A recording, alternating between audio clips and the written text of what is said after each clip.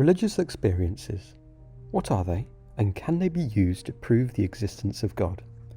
Hi, welcome to this quick revision video on Chapter 9, Topic 4 of the RE GCSE course. When talking about religious experience, an important word to note is numinous. This means arousing spiritual or religious emotion. A great example of this feeling for some people is standing on top of a high mountain, being able to see the world around you and appreciate that there might be a transcendent being behind all of creation. For Catholics, religious experiences are events that people feel gives them direct contact to God. The clearest type of religious experiences are miracles and visions. People feel the awareness of something greater. This is often described as an experience of transcendence. The Catechism of the Catholic Church, chapter 67, makes clear-cut the fact that revelations are not the same as religious experiences. Jesus was the final and complete revelation.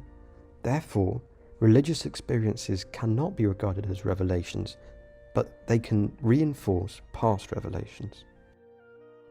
A biblical example of a religious experience is the story of Moses and the burning bush in Exodus 3. For those unfamiliar with the story, God appears to Moses in a burning bush and tells Moses to flee Egypt, taking the Israelites with him into the wilderness. This is an example of an experience of the numinous. A few quotes from Exodus 3 include, "Moses saw that though the bush was on fire, it did not burn up. Moses hid his face because he was afraid to look at God."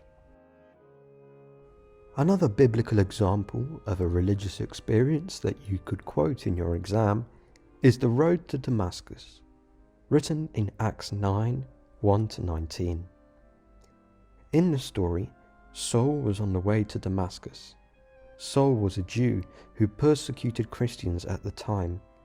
Jesus appeared to him from a bright light in the sky, and after this numinous experience, Saul converted to Christianity and became known as St. Paul the Apostle. And this is an example of a religious experience leading to conversion. However, can religious experiences be used as a proof of God's existence? Well, from a Catholic point of view, yes, as if someone feels they have experienced God. This will be the most convincing proof for God's existence, because they have personally experienced or felt God for themselves.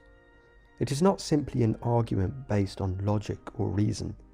Although logic and reason must play an important part in someone's faith, because faith can not only be based on feelings and emotions alone.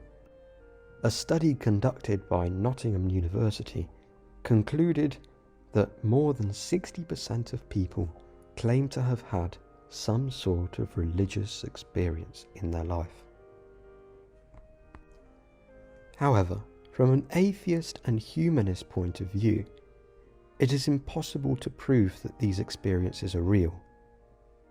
And at some point, science might be able to explain these experiences with no reference to God. It could be argued that religious experiences are simply coincidences, or that a person is looking for a religious experience and therefore creates one in their own mind. It could further be argued that religious experiences are in fact all in the mind, as we do not fully understand the complexities of the human mind, and perhaps it can play tricks on us, making us think that we have experienced God. Religious experiences that occur during an illness, for example, someone being healed, could be explained if the person is receiving medication that creates hallucinations. Therefore, an atheist and humanist response would be that religious experiences cannot be used as proof for God's existence.